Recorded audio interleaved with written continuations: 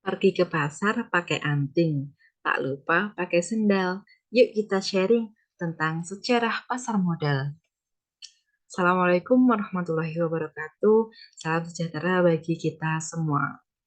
Nah, pada kesempatan kali ini kita akan sharing-sharing mengenai sejarah pasar modal. Namun, sebelum kita masuk ke sejarah pasar modal, perlu kita ketahui apa itu pasar modal, fungsi pasar modal itu apa, dan juga manfaat pasar modal itu apa. Nah, apa itu pasar modal? Jadi, pasar modal adalah sarana pendanaan bagi perusahaan dan pemerintah, serta sebagai sarana kegiatan berinvestasi bagi pemilik dana. Jadi, di dalam pasar modal akan menyediakan fasilitas bagi seseorang yang memiliki kelebihan dana atau biasa disebut dengan investor dan juga bagi kepentingan atau pihak yang kekurangan dana. Biasa disebut dengan issuer, dalam hal ini bisa perusahaan maupun pemerintah. Selain pasar modal, juga ada pasar uang. Nah, apakah itu pasar uang? Apakah sama dengan pasar modal? Jawabannya adalah berbeda. Karena apa? Karena pasar uang merupakan salah satu instrumen investasi atau produk dari pasar modal. Nah, pasar uang itu merupakan surat berharga yang jatuh temponya kurang dari 1 tahun atau maksimal hanya 1 tahun. Contohnya yaitu deposito, SBI, Surat Bank Indonesia, SBBU, surat berharga pasar uang, dan masih banyak lagi. Selain pasar modal dan pasar uang, ada juga pasar komoditas atau falas, valuta asing. Nah, apakah pasar komoditas atau falas sama dengan pasar modal? Apakah pasar komoditas juga termasuk produk atau instrumen investasi dari pasar modal? Jawabannya adalah bukan. Karena apa? Karena pasar komoditas merupakan produk derivatif atau produk turunan dari pasar modal. Maksudnya apa? Ketika seseorang berinvestasi dalam produk derivatif, maka ada beberapa instrumen yang harus dijadikan acuan, seperti nilai tukar, valuta asingnya, kemudian indeks saham, dan juga harga komoditasnya. Jadi, untuk investor pemula tidak disarankan untuk berinvestasi pada pasar komoditas atau falas, karena resikonya sangat tinggi. Nah, setelah kita mengetahui mengenai pasar modal, pasar uang, dan juga pasar komoditas atau falas, maka kita akan sharing mengenai apa sih peran pasar modal. Kan kita ketahui nih, bahwasanya peran pasar modal adalah sangat berperan dalam perekonomian di Indonesia. Nah, makanya itu ada dua fungsi, yaitu yang pertama fungsi ekonomi dan yang kedua fungsi keuangan. Yang pertama fungsi ekonomi, maksudnya adalah pasar modal akan menyediakan fasilitas yang mempertemukan dua kepentingan, yaitu kepentingan bagi yang memiliki kelebihan dana yang disebut dengan investor dan juga bagi pihak atau kepentingan yang kekurangan dana yang disebut dengan issuer. Kemudian yang kedua yaitu fungsi keuangan. Artinya apa? Pasar modal memberikan kemungkinan dan kesempatan bagi investor untuk memperoleh imbalan.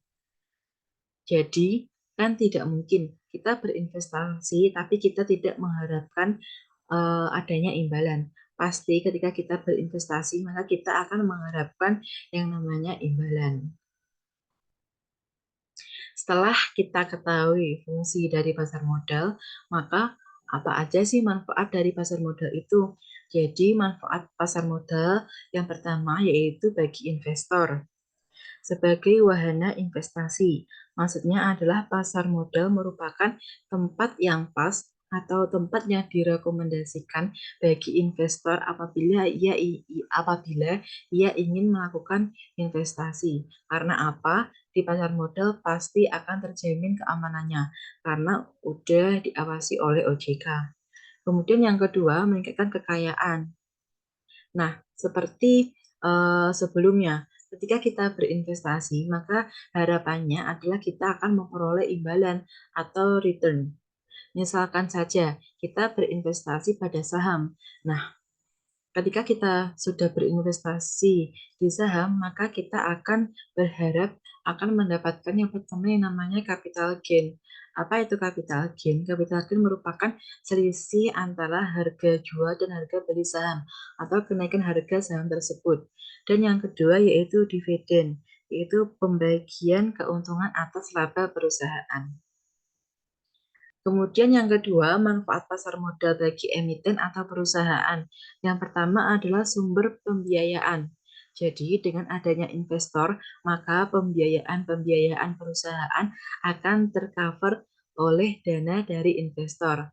Harapannya apa? Harapannya adalah agar kegiatan operasional perusahaan tetap berjalan dan harapannya dapat semakin berkembang perusahaan tersebut. Kemudian yang kedua, penyebaran kepemilikan perusahaan. Nah, biasanya penyebaran kepemilikan perusahaan ini dilakukan dalam bentuk yang namanya saham. Kemudian yang ketiga yaitu keterbukaan dan profesionalisme. Artinya apa? Artinya, untuk menciptakan iklim usaha yang sehat, maka diperlukan suatu perusahaan yang terbuka dan menjunjung tinggi profesionalisme. Kemudian manfaat pasar modal yang ketiga yaitu bagi pemerintah dan masyarakat. Yang pertama yaitu sebagai lapangan pekerjaan. Nah, menciptakan lapangan kerja atau profesi bagi masyarakat, baik sebagai pelaku pasar maupun sebagai investor. Nah, pelaku pasar ini dapat berupa manajer investasi, kemudian emiten, kemudian ada lembaga penunjang pasar modal, dan masih banyak lagi. Kemudian yang kedua yaitu mendorong laju pertumbuhan, di mana perusahaan yang mendapatkan pembiayaan dari pasar modal akan turun melakukan ekspansi atau pembesaran, sehingga mendorong pembangunan di pusat dan daerah. Nah, setelah kita mengetahui pengertian dari pasar modal, kemudian fungsi pasar modal itu apa, kemudian manfaat pasar modal itu apa. Nah, kita masuk ke dalam sejarah pasar modal, di mana sejarah pasar modal ini memiliki sejarah yang sangat panjang, di mana salah satunya dipengaruhi oleh Indonesia atau Nusantara sebagai wilayah yang kaya penghasil rempah-rempah yang bernilai tinggi di Eropa atau Belanda khususnya. Nah, latar belakang kekayaan perdagangan Belanda dengan Hindia Belanda atau Nusantara yang begitu menguntungkan akhirnya melahirkan VOC yang menjadi ibu bagi saham pertama di dunia dan membuat inovasi institusi yang terkenal yang disebut dengan pasar modal. Nah, berikut merupakan sejarah pasar modal dunia, yaitu di tahun 1602 sampai tahun 1799, yaitu pasar modal pertama di dunia bernama VOC. Kemudian di tahun 1792, John Sutton, Benjamin C., dan 22 pemimpin perusahaan finansial menandatangani kesepakatan pembentukan pasar modal di Amerika dan diberi nama Stock Exchange Office. Kemudian di tahun 1817, pialang saham di New York membentuk The New York Stock and Exchange Board dan berpindah tempat transaksi ke gedung nomor 40 di Jalan Wall Street. Kemudian di tahun 1863, nama tersebut berubah menjadi The New York Stock Exchange dan pindah pusat transaksi ke gedung persimpangan Jalan Wall Street dan Broad Street. Hingga sekarang tetap beroperasi di lokasi tersebut. Nah, setelah itu sejarah pasar modal di Indonesia dimulai di tahun 1912, di mana berdirinya Vereniging for the Effecting Handel oleh Belanda di Batavia atau Jakarta untuk memperjualbelikan saham dan obligasi perusahaan Belanda yang beroperasi di Indonesia. Jadi tujuan utama pendiriannya adalah untuk menjual saham dan obligasi perusahaan Belanda di Indonesia. Kemudian ditutup di tahun 1914 karena adanya Perang Dunia I. Kemudian di tahun 1918 dibuka kembali. Kemudian di tahun 1925, di mana perkembangan bursa efek sangat pesat, maka didirikanlah bursa di Surabaya dan juga Semarang.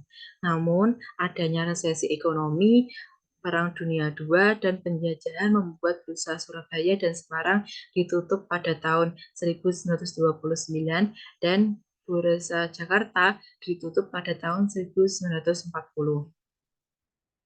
Kemudian di tahun 1952, Bursa Efek Jakarta dibuka kembali dan operasionalnya dilakukan oleh Perserikatan Perdagangan Uang dan Efek yang beranggotakan bank negara, swasta, dan pialang efek.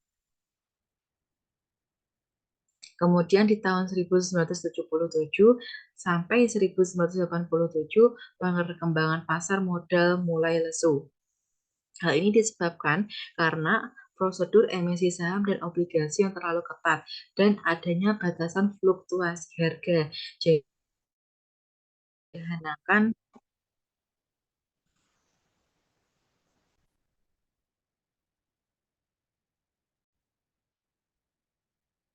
Nah, menyederhanakan syarat emisi saham dan obligasi, kemudian menghapus pungutan, menghapus batasan fluktuasi saham, dan memberikan dorongan bagi swasta untuk masuk ke pasar modal.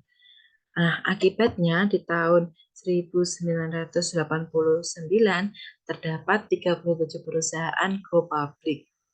Pada era tersebut berdiri PT Bursa Efek Surabaya, Bursa Paralel Indonesia, dan Bursa Efek Jakarta yang menggantikan peran Bapepam sebagai pelaksana bursa. Kemudian di tahun 1995 sampai dengan sistem GATS atau Jakarta Automatic Trading System, mulailah era perdana transaksi secara otomatis dan tanpa bukti fisik. Bursa Paralel Indonesia dan Bursa Efek Surabaya melakukan merger atau penggabungan. Kemudian di tahun 2007, akhir Bursa Efek Surabaya dan Jakarta melakukan merger dan berubah nama menjadi Bursa Efek Indonesia. Nah, sekian penjelasan tentang sejarah pasar modal. Apabila ada yang ingin ditanyakan, bisa langsung menuliskan di kolom komentar.